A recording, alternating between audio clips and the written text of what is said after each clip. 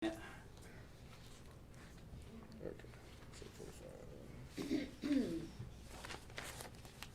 Travis, are we recording? Yes, sir. All right, great. Good morning, everybody. Thanks for attendance. I appreciate the fact that everybody remembered it was Wednesday and not Thursday. This is one of the mandated board meetings. It's important because of we have to approve the budget, so it's important that we have a quorum, and appreciate your attendance. To that end, do you want to do a quick roll call so we know who's here and who's online? Yeah. I see in the room representing Kanawha County, we have President Goldman, we have Valerie Gaynor, we have representing City of Charleston, we have Mr. Tolliver, we have Heidi Bonnet Adams. Electronically, we have Larry Bailey with Dunbar, and we have Mayor Casebolt. Thank you for joining us in Nitro. We have Gene Arthur representing South Charleston in the room, and Bob Sutphin representing St. Albans in the room also. We have 6 of our 8 partners present, therefore we have a quorum. Fantastic, thank you. And then the first thing will be about the minutes from the April board meeting. If there are any comments, revisions, or questions about those, and if not, is there a motion for approval? I move to approve the minutes as presented. Is there a second? There's a motion and a second to approve the April board meeting minutes. Any further discussion? All those in favor of the motion signify by saying aye. Aye. Are there any opposed? Thank you. Motion carries, and we'll get right into the financial statements. Good morning, everybody. Thank you for being here. Let's start with Schedule 2, our statement of revenues and expenses. This month, our operating expenses exceeded our operating revenues by about $1 million, which is in line with previous months. As of April, our revenues are exceeding our budget expectations by about $764,000, and are over last year by close to the same amount, about $770,000. Our long-term investment account had a bit of a rough month, posting $64,000 in losses this month, but we're still up year-to-date by $57,000.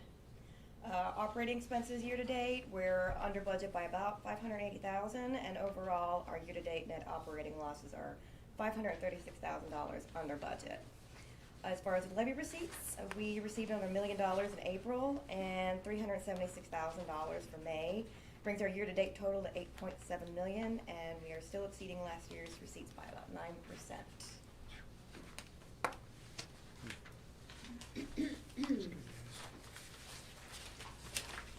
And Jessica's going to do quite a thorough presentation in a few minutes because obviously the budget, but are there any questions on the financial statements that have been presented so far? If not, those will be attached to the meeting minutes for future reference, and we're going to move along, I think, to operations. Or insurance report. Our insurance, Sorry. yep. Go ahead, Kurt. I know that people don't like the insurance report. We had two more open claims this last month. We had obviously the April 2nd storms. We're going to have to repair the roof and the garage door. Thanks, Travis, for helping me with that one. Also, we had a vehicle hit one of our buses head on. It was a pretty nasty accident. The driver did a tremendous job. Melvin Mace was the driver. He did a tremendous job during that incident. So, so we're working through those. We were able to close a couple of claims from previous months. I need to probably put when we close a claim on here, but we were able to work through a couple of those claims. On the collision, can you say to the extent people's physical condition after that? I have not talked to, there's only 2 passengers on the bus. I have not talked to either one of the passengers. What about our driver? Our driver returned to work the next day. Wow. Well, Monday, he was off Sunday, but the next day. Yeah. So even the news showed up for that one, I believe. Yes, they did. That's my report. And then we'll move right on to Jacob for operations. So last month we saw a 7% increase in the ridership in April of 2023, total 95,000, slightly above our average for the year, 90,000. The other metrics there for fixed route service are pretty consistent with previous months. Same with the demand there. We saw the passengers revenue hour with 2.2, which is right on our average for the year. Down the bottom left, the SOAR receipts, we had 141,000 for the month of April. On the far right, transit app. So we didn't have the information at the time from transit to report when the packets were sent out. The number of rides increased from March with 6,300 rides. Then the downloads, 309 downloads last month with 1,798 users. Average sessions by user were 60, so those numbers increased slightly from the previous month. Page 2, still seeing increases in the Sabi, the mobile ticketing system being used. In all the categories, and then the ridership programs. West Virginia State, we saw a slight increase of 2,200 uses. And all the other programs were a slight decrease, with spring break occurring in April. Is that water increase in membership coming in? Sorry, what was your question? We've had an increase in riders on the all coming in state, pretty much. Some of that could contribute to it. Let me go back to Sage. There's a slight decrease from March to April in the fixed route, about 2,000 rider decrease, but from the previous April there was about 6,000 increase. Not really sure what contributed to that increase from the previous April. Is the spring always popular for West Virginia State students, or are we just starting to see that it's getting more publicity? And I think it's getting more momentum, more publicity. where are they going? I mean, like the Dunbar to shop, or are they coming all the way to Charleston, or? I have to look at that to see. Right now, we're not able to, the tickets they're using to track where they're going to, but in the future, with the mobile ticketing, smart ticketing, when we get that in place, we would be able to track. So you don't know when they get off somehow? Right, not right now. But it will. Yeah, once we get them the mobile ticketing. I drive Nitro, and a lot of the times when I think about the state, really want a Nitro Walmart, or they're coming up here and get off the city center. Okay. Well, it's great that they've got options. I mean, because you're a little bit isolated, Institute, Oh, yeah, absolutely. from those type services.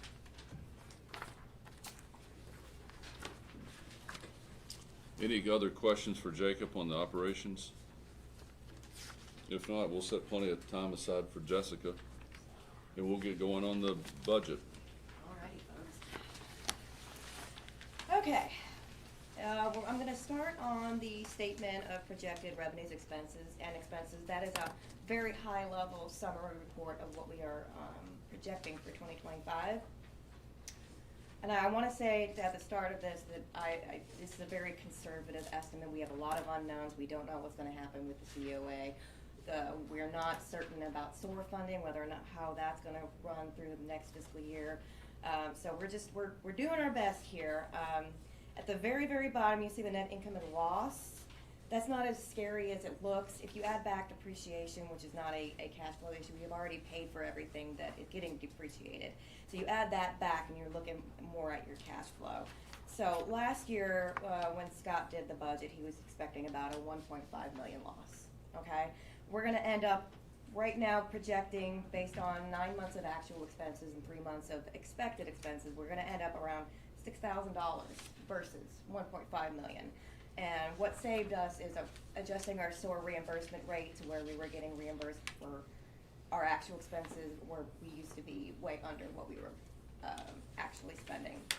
And we also have our investment income was up quite a bit this year because we had moved our capital reserve into kind of a money market type fund, and we've been earning 5.5% for the entire year. So those are the big factors that contributed to us ending up almost balanced, which makes me happy. Overall proposed for 2025, I'm expecting about a $1.5 million loss like we did last year. So what I did with the revenues, I kept them pretty close to what we had for 2024 actual, okay? We don't know what's gonna happen with the COA or SOAR, so we're kind of hoping to stay steady there. Non-transportation revenue, that one, that is mostly our investment income. I'm expecting that to be a little less this year. I'm expecting rates to drop for the capital reserve account. The bank's been saying it for 6 months now. Don't expect that 5.5% to keep going. That's been a beautiful dream that we've had, but I expect it to drop probably a couple of points. And we also have a little less in the capital reserve this year. We had to dip into it for some operating expenses. So I am expecting the investment income to go down a little bit. Operating expenses, I'm gonna break that down in more detail on the next page, but overall, that is our wages, that is our utilities, that is repairs, that is parts. I'm expecting increased expenses there, and I'll explain further on the next page. As far as levy and federal operating funds, we're keeping those steady. We're expecting to be somewhat the same, so we're gonna keep it there at that level of detail. Does anybody have any questions on the high level? Okay, so on your next page, the statement of budgeted and projected expenses, these are our operating expenses broken down. Our major one, labor and fringe, that is set by the collective bargaining agreement. We have a 2.5% increase in wages taking place on July 1st. And of course, that will affect the fringe benefits as well. Your taxes will go up accordingly, pension plan expense will go up accordingly. Hospitalization, that's PEIA, we are absorbing another 15% increase this year. So again, those are set expenses that we can't really do anything about. So overall, I'm expecting 5 to 10% increase, because we are also have hired quite a few more maintenance people and cleaners as well. So that expense went up as well. Advertising under services, we're not sure how that's gonna run, but it's probably gonna be higher this year due to any changes we make with the COA. Under professional and technical, we are having to bid out both our legal and our audit firms. So we don't know what those are gonna be yet. I built in about a 10% increase on both of them just to be safe. Contract maintenance, that's our VIA, that's Avail, that's repairs. Prior years, those when we started with like VIA and stuff like that, we had it capitalized, but now it's starting to hit expenses, so we're gonna have to pay them annually to stay a part of that. Let's see. Under material and supplies, we're gonna end up a little over budget, no, under budget from last year, because last year when we budgeted, we did not know what our fuel contract was going to be since we bid that out in November. So we do know now that it's going to be a little bit higher, but not as high as we expected it to be. So that's good. At least we know what that is, and we haven't known. Materials and supplies, that's cleaning supplies, that's office supplies, that's computer supplies. I've got that about 8% higher than last year. Just everything costs more these days. Utilities are what they are. I kept them level at this year's expected expense. Miscellaneous expenses, that's dues and subscriptions, a big one under there is training. We have determined that we need some significant training in the garage, and we are committing about $60,000 to that. And let's see, that's the biggest one under miscellaneous expense. So overall, we're expecting total expenses to be about $17 million versus the $15.7 million we're expecting for fiscal year 2024. So it is an increase, but we're hoping that we can mitigate some of that. Hopefully we can start cutting, start working on the COA. We're hoping motive care will pick up. We're hoping SOAR will stay funded. Revenue is where we're going to beat the budget. We don't have much wiggle room in the expenses. It's pretty much set. Does anybody have any questions? That's a lot of information. What's our fuel contract up? So we go into a 2-year contract, and we went in November. So Okay. we're still right now in the first year of that. And again, that, as Jessica mentioned, that is some of the things that are nice about this year's budget versus last year's. Was last year we had the unknown of a new labor contract, we had an unknown of fuel. Those were numbers that were hard to estimate, and thankfully now we have those set in stone. And again, we were very careful not to make adjustments to our operating expenses based off the COA, recognizing those are proposed changes, not things that have actually happened. So, however that plays out will then impact this budget. I do want to touch, I know Jessica mentioned that training there under miscellaneous expenses. That's huge for us. To have a budget for training in the garage is something we've never had in the past, and Brett and the union folks can tell you. Includes the training that you want to take. What's that? No, sir. No, this is just for the. Sorry, that line would include that. Yes, that's not just for the training for the garage, but this is training of bringing in experts from different types of, whether it's Gillig for the buses we purchase, whether it's AC experts, whether it's you name it, getting experts coming in here, training trainers to then teach that to our new mechanics to make sure that we have state-of-the-art and up-to-date methods and concepts that we're following over there to make sure that we keep our buses running. It's a big deal to us, and sometimes you do have to spend money to make sure you are running efficiently. So I appreciate the union working with us on that, and I know the mechanics will really appreciate this opportunity to be trained. So I want to make sure I touched on that. Well, I'm just looking at the numbers compared 24 to 25, and it's about $1.4 million increase, but $1.07 million is labor and related expenses. And I know Chris has been working hard to get the staffing of maintenance where it's been short. I mean, we just haven't had the ability to maintain the equipment, and that's a big part of this expense. But we can't let our assets deteriorate. Yeah, we've run on a skeleton staff in the maintenance facility for years, and it became just anticipated that that's what we would present year after year. And what you ended up with were you had an understaffed MSP group, so you had buses that weren't necessarily as clean as we wanted them to be. We now have that fully staffed. We even have MSPs during the day that are taking out buses and detailing them. And what you have now as a result is you have much cleaner, I don't want to speak for the drivers, but much cleaner buses than what we've had in years. So again, sometimes you have to spend money in order to accomplish that. And then Chris has brought in more mechanics, which creates a situation where you can actually have coverage and get some of the work done that in the past you were just trying to keep up with preventative maintenance and get the buses that were down out as fast as possible. But now we're actually being able to take care of those vehicles much better. You don't want to end up like Boeing. No. Thankfully, we got rid of all of our planes, Bob, so we're okay. But It will still fall off. yeah, that's true. That's true. No, we've had some real improvements over in the garage, and it's been great to get feedback from our mechanics on how we can continue to improve things, and that's what we're going to keep doing. Yeah, sure, absolutely. There's no other questions on the operating budget. We're going to take a look at our proposed capital reserve projects for the year. We have quite a bit of federal funding pending.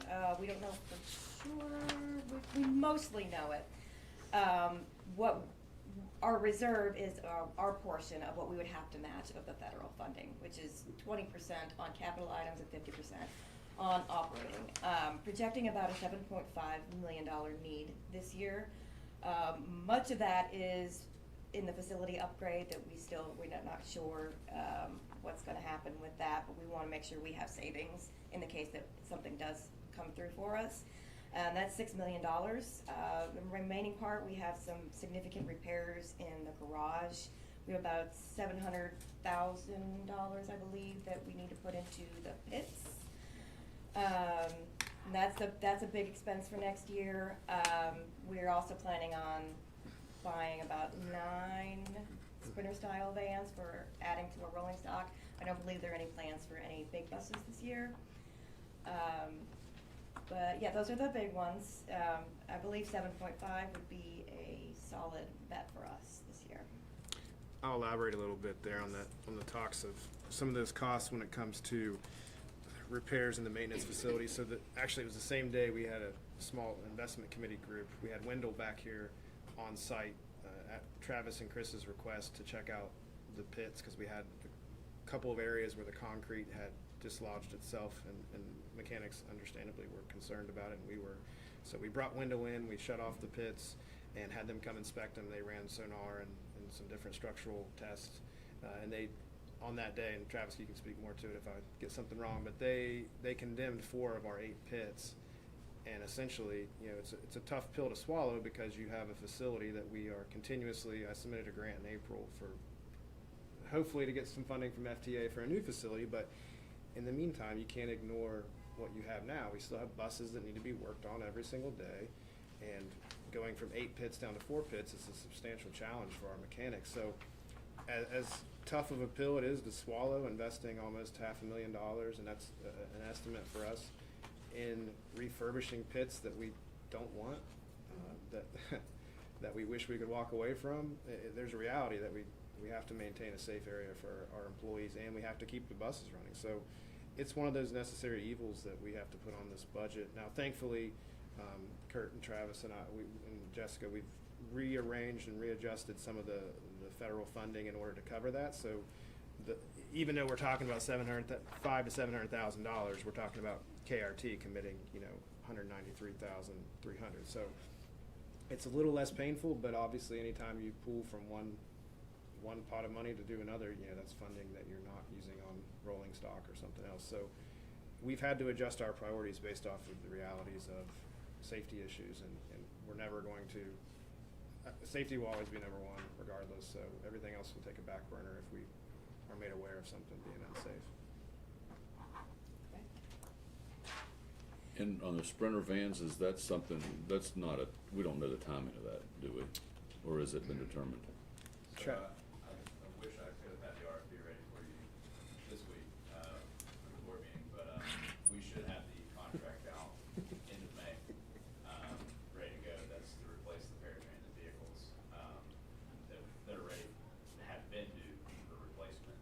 I think we estimate 12 total, with that, but with this budget year, it was 9. And then the next year, we need to get 3 more, that in total. Is there any significant lead time on those? Not that I'm aware of, not like the E450s and E350 chassis, because of so many different markets using those vehicles now, and Ford had a big issue in their factories producing those chassis, and they were the only game in town really for those. So what type, I know Sprinter concept, but Mercedes, Dodge, there's a number of different makers. What is it we're hoping to get? Okay. Dodge, we could do Ford Transit. It's really, I can't specify which brand. We would spec, and then as long as they meet or exceed that spec, they can bid on it, and then they have to meet Buy America and things like that.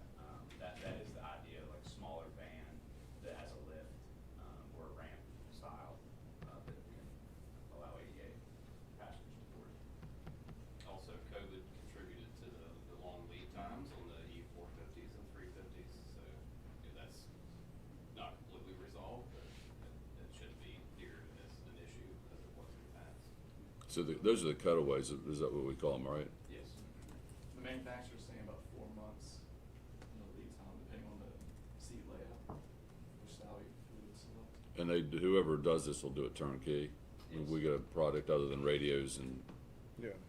GPS, it's ready to roll. And there's a We're lot. gonna try to include as many of those items as we can, just pre-wired, to lessen the lead time once they arrive at the facility to get to the service. Yeah, there's a lot less customization needed for those types of vehicles as opposed to a bus, where when Chris gets them, he's got a week or 2 of actually installing different equipment. Yeah, These should be really quick. By ordering these with a lot of the equipment, radios and stuff in, we'll be able to put them in service a lot quicker. Mm-hmm. Several other than capital items too, we were listening to the mechanics and the operators. We're updating our service vehicle fleet, which has been needed. So that's gonna happen. Like supervisor vehicles? Yes. Yeah. And relief vehicles, We yes. keep having, they keep breaking down, so it's time to refresh all of them, basically, well, most of them. And then we're adding lifts over in the garage for the Sprinter type vehicles and cat vans too. That was a big ask from the mechanics. vehicles sit lower and it's harder to work on them underneath, so we're adding lifts in there. They're harder to get on the pits. Yeah. They're Narrow. skinnier than big buses. Yeah. So, So what's the solution on the pits? I mean, do they get filled in if, Travis can tell you more about this. The more he talks, the more you're gonna get depressed. So, when Wendell came in, their suggestion was to close two pits that we, south of or west of what we'd already closed. So the pillars, the structural pillars are okay. We'll have to take up the entire concrete slab that's sitting on that and go a little further out on the right side of the building. So that entire section, the slab has to just come out. And then a new slab, new edge metal, they call it armor, will have to go in, and then that will be sound after that. The pits, on this side, on the train track side of the building, the north side of the building, those four are usable.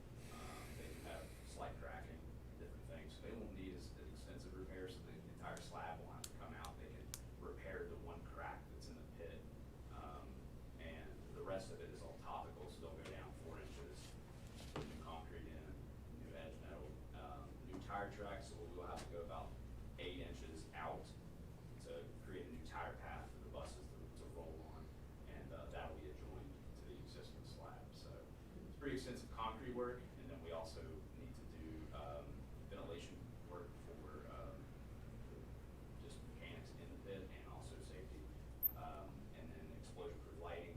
A lot of the electrical will have to be upgraded because we do operate gasoline vehicles that are over those pits. So the ventilation will hopefully bring down the requirement level of the explosion-proof, but they will still have to be explosion-proof.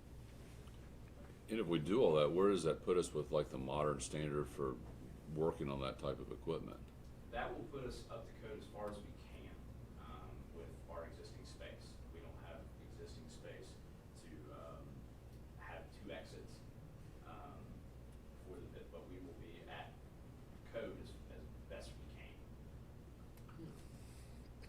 But if I was building a facility today, would I build pits or would I not build pits? No. you would not build. Okay, that's my point. So we're, Yeah.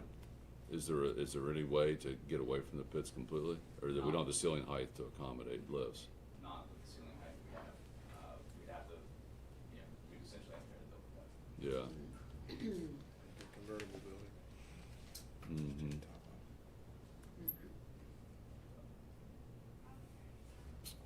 And so Wendell will come up with the design standards for this? Yes, so they're preparing a report for us and also a design plan for the upgrade. And then you'll do an RFP relatively soon? Yes, as soon as I receive the report, we'll draft that up and get it out. Okay. We're gonna try to do that with urgency, so a little faster advertising and different things if we can. But when will Wendell have the report to you? Hopefully next week, So maybe the next board meeting? maybe, hopefully, so I hope. I mean, because I assume that if we have half our pits working, we're not getting as much done as needs to be done.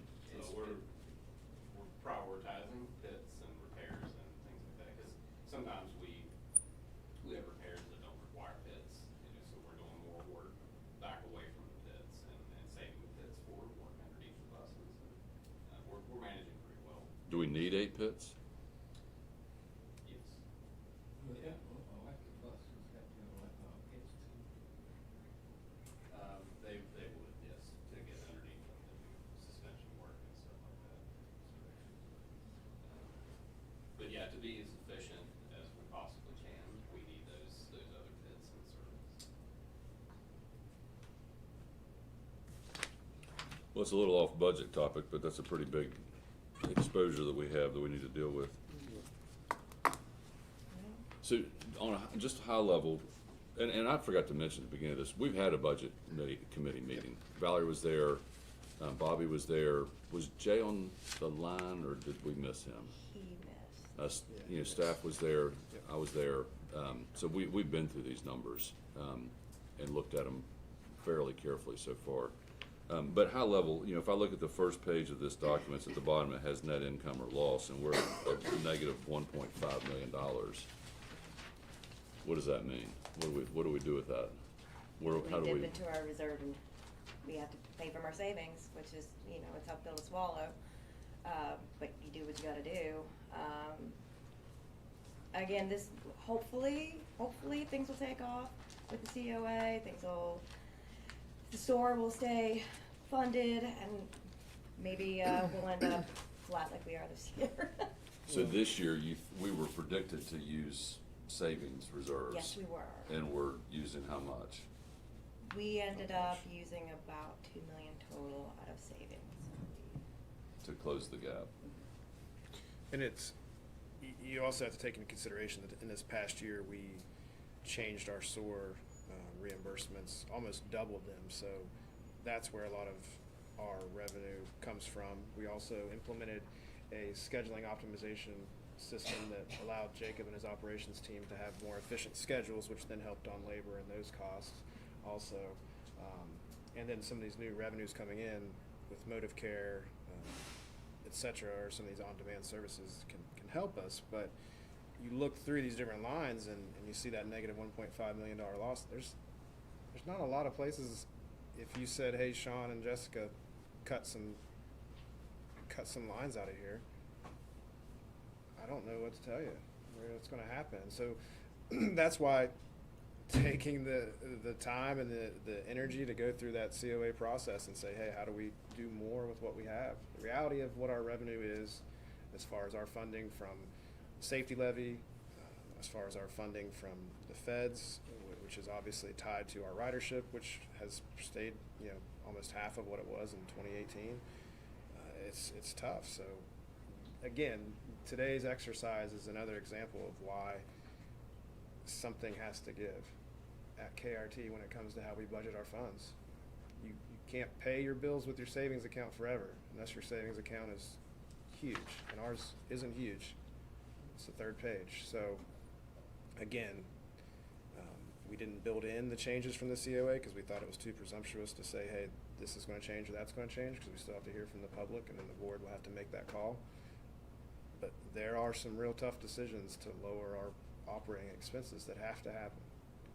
And we think we've come up with some really creative ways that are the least painful to the most people.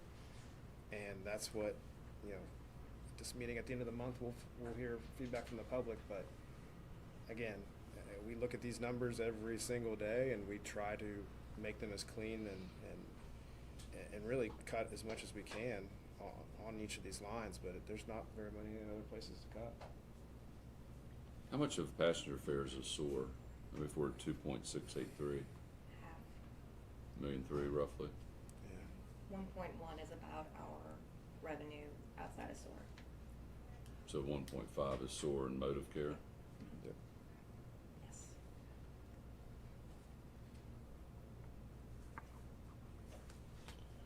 Brett, you've probably looked at this. How do we save money?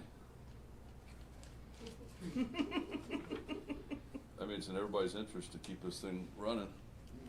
I don't really know. I know a lot of the passengers are worried about the COA. They're worried about their rides to and from work, the store, the doctor. That's gonna be a big issue. As far as cutting otherwise, that question mark. Yeah. Well, and I mean, you can see what's going to happen. I mean, this trend line is that if we just keep doing what we're doing, it's not. We got to come up with something creative. We're in it together. We've worked on other projects together and come with solutions. I think we can probably come up with one here. I just be curious to get your all's input when we're working on this, so we can know from your perspective what you think we can do. Utilize smaller buses on routes. Yeah, that'd be a Campbell start. Street don't need a 300, send them in a 500, send them in the van that Kendall drives even. Mm-hmm. I mean, Southridge does not need a big bus or even a 300 half the time.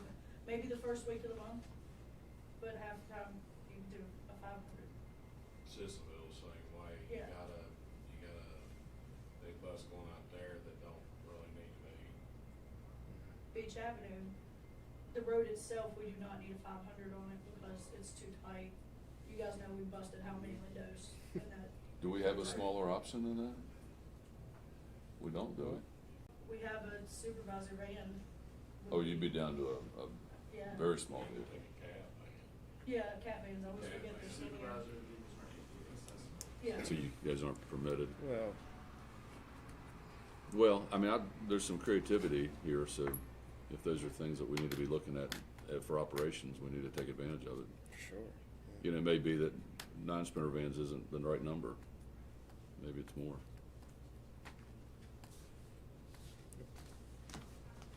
What other questions are there? I mean, there's,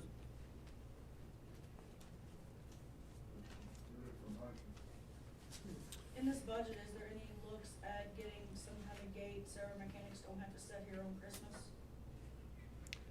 It's not built into our capital reserve, for this budget. Yeah, but it's a priority, yeah. I mean, I have the same concerns. what is this? Somebody has to staff the site because Yeah. there's no way to secure it? Yeah. Yeah, and we've looked Two at, people just sit here because they can't work on anything because it's a cleaner and a mechanic, and you're gonna have 2 mechanics or 2 cleaners. That's so. to do anything. And Every also single- our fuel program where we have people coming in to get fuel 24/7. You know, there has to be people here in case of fuel spills or issues with the pumps, that sort of thing. Even if the gate was here. I mean, because we still have to allow people to fuel. We couldn't prevent that. well, Yeah, we would have to come up with a creative solution there to allow fueling. I think you could come up with, if you worked with some of those entities, the police, the sheriff's department, some of those ambulance, et cetera, hey, a couple days a year, you get your fuel the day before or something else. We've spent a lot of time looking at it because I hate the idea that if you're a new employee here in the garage, you're gonna spend every holiday over there doing nothing. Cause you literally, the contract won't allow you to work, cause essentially, cause you can't go out and do anything. It's a real issue. It was a big priority in the design of the new facility to make sure that it was maintained in a way that was secured so people could go home. It had the fueling on the outside of our gate so that the outside agencies would be able to pull up and do all that regardless of us being here. It's a challenge, and we can sit down and have some discussions about ways we think we can creatively do it. We're probably not gonna get it done for 4th of July, since we're so close. Yeah. Okay, but Yeah, if we we can- work together, we may be able to figure something out by Thanksgiving that can make everyone happy. Yeah. Yeah, I think it's doable. Yeah, 'cause we've toyed with that for a while now, and we've never really actually sat down and discussed it, but I think it's about time we do. Is there a third-party service that could be the stopgap for this so that our staff talked about that. doesn't have to do it? Paying like a security guard for Yeah. a couple days or a couple days of the year. Yeah, there are some things that if we sit down to it's amazing what I think we can accomplish if we sit down and just work it out. Yep. No, we can do that. Yep.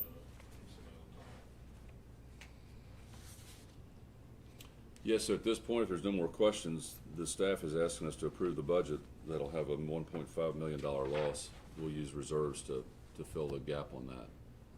So moved. Second. Okay, motion and a second. Any further discussion about the 2025 draft budget? If not, I'll call a motion for approval. All those in favor signify by saying aye. Any- Are there any opposed? Motion carries. Thank you. And Had a couple you have, comments. you have a I couple would- things you want to talk about. Yeah, I just, this week we've been helping with the cycling event that Todd brought to Charleston. Yeah. You get mad about it, you can blame him. But one of the things, and a couple of the operations supervisors came up yesterday, and they were really bragging about, and I took it for granted because I don't answer the phones every single day when the customers are calling in with confusion. But historically, whenever we would move the city center or the transit mall for a day or for a week or whatever, we were inundated with phone calls, this and that. The feedback I got yesterday, which was really positive, was, hey, like, the amount of calls were really much lower. And I attribute that, and I want to thank the board for things like our infotainment screens on our buses that tell them, hey, this is changing. Our new transit app that gets these notifications out to our drivers. The Connect Point signs down at the city center that display the maps of what's going on. Those are really important for disseminating information for our social media page, Kelsey, putting that online, making sure we get people educated, the drivers for speaking to the passengers and letting them know. To pull that off and to have as little of issues as we've had, knock on wood, I know it's only Wednesday, but that's gone almost flawlessly, and I really appreciate that the board has enabled us to have those tools to make that happen. It's nice to see the stuff we've invested in paying off and making our passengers' lives easier. So that's what I had there. Aaron wanted to say a few words too. Did you have something, Aaron? To Jacob on the phone yesterday, about a couple of concerns that I have. One is the public meeting at the end of the month. The fact that it was scheduled in the middle of the day where a lot of people can't be there. But the major concern that I had with Jacob on the phone, and when I talked to Anthony 2 weeks ago, I do want to commend Jacob and Anthony for helping me and talking to me. And the news report I saw, Sean, about the public meeting on Facebook, you all did a really good job with that. And Anthony's been really helpful on calling me and stuff, and I talked to him a couple weeks ago. In February, when the schedule was changed on Sunday, I just felt like a couple of things is the fact that the schedule was not real good on Sunday anyway, but I just don't feel like a lot of people knew about it because it was only put on Facebook. And I talked to Anthony about it, that works for Jacob here, that the issue that I have, or the concern that I have with that, is the fact that either people don't use Facebook or don't have Facebook or use the internet or know how to use it. And before you started here, when Jacob was working here, they used to put flyers on the buses about different things and changes. And I just feel like that the changes that you all are making, nobody knows about them like they should, because not everybody uses the internet or know how to use it, or uses Facebook or know how to use it. And I've learned that because of the organizations that I'm with, that not everybody uses the internet or Facebook, that people need to see flyers or something in a hard copy. And I just feel like that when the changes were made in February, not everybody knew about it. Sure. It just, and when I talked to Anthony 2 weeks ago, the bus ran to Nitro from downtown at 8:30. Now it runs at 9:15. And ever since it started running at 9:15, it's been consistent that it's been late leaving from downtown. And I just feel like that when you all make changes, or when management makes changes, that people need to be aware of it, and everything, because, you know, I've rode a bus for a really long time. You know, I tell Jacob when I call him to talk to him about issues that I have, you know, I appreciate what the drivers do. I appreciate what you all do here at KRT. I've never had a license or a vehicle. I've always rode a bus. I had to learn how to ride a bus. But I commend the drivers for what they do. I appreciate Brett, I appreciate Amanda that works here, and the other gentleman that works here. I appreciate what you all do here for KRT to help us get around to Charleston for those that don't drive. But my concern, like when you all change things or do stuff, Yep. even with the public meetings, I mean, it just, I feel like I don't know what you, I don't know how, I'm trying to word it right, Sean, I'm sorry. No, you're fine. I understand. I don't know what your plan was when you were scheduling, or whoever was scheduling the public meeting, but I just don't feel like it needs to be during the day, because a lot of people can't come to it during the day. Sure. I don't know if Yep. you were No, involved with that. Yeah, I'm happy to or- answer. Yeah, I'll answer both your questions. I mean, Aaron. I don't know if you all were, I don't know who was involved with that, because I didn't I ask got you. Jacob. Well, let's let Sean answer Yeah, I that got way you will know. Yeah, so to answer both your questions, I appreciate the feedback on having the hard copies for any changes that happens, and we'll definitely take that into consideration. And I think the idea of the public hearing, when we passed a public participation plan last year, some of the requirements that are built into that are that we try to have a meeting at a time when as most people as possible can join. But recognizing that's not a reality, there's no time of day that everyone can actually make these meetings. What we are allowing is that these meetings will be electronically recorded, they will be put on our YouTube, they'll be on Zoom, individuals can get on there at their time and actually watch the proceedings. They can also submit surveys, they can submit their comments that have to be read at the public hearing. So even if you can't make the meeting in person, you can still submit your comments Yeah. beforehand. Well, I You mean, can a still lot of watch people, it at any yeah, time. a lot of people, and that brings my other thing up about, because I use Zoom for meetings, Sean, and Sure. I've done it before. Yeah, But that goes back to the internet sure. and using Zoom. I mean, people may not know how to use that, Yeah. or have access to a computer or a phone or a tablet to be able to do that. Sure. You know, I feel like that's an issue, because if you're not able to be at the public meeting, how are they supposed to Yeah. And we're also gonna express schedule. their opinion? We're also gonna schedule or concerns, several. however you wanna put it. Yeah, I got you. We're also gonna schedule several pop-up meetings, so at the city center, Okay. at St. Albans, at different locations, we're Okay. gonna put up tables where we're gonna have our staff and then our consultants from Kinley Horn Okay, to sit that's- down and answer questions in person, so that the passengers can. Cause I mean, it Yeah, just, walk you up. know, public meetings, I know that you all had one, you wasn't working here yet, they had one a long time ago at the Civic Center about Yeah. some of the bus routes they were cutting out. Sure. But I just feel like, you know, I'm grateful for KRT. Yes, sir. I appreciate you. And I'm thankful for you all and your staff and your drivers and everybody, because I've never drove, and, you know, I know that there's a lot of changes coming in regard to the public meeting that I probably shouldn't bring up today, but at the board meeting, but it just, I mean, I do have concerns about what I've heard about with the public meeting at the end of the month. I know that this is not the time to bring it up because it's a board meeting, but Yeah, I mean, I think that, I appreciate your comments, and, you know, the staff knows, and we're now aware that you have those concerns. We're doing our best, and, you know, you're here, so we get to hear your input firsthand. And they're gonna do their best to make sure that those folks that can't make that meeting have other opportunities, whether it's electronically or at the pop-up meeting. So, trust us that we're doing the best we can, recognizing not everybody's gonna be accommodated. That's just not reality. I mean, I just, you know, I appreciate the fact that I'm able to be here.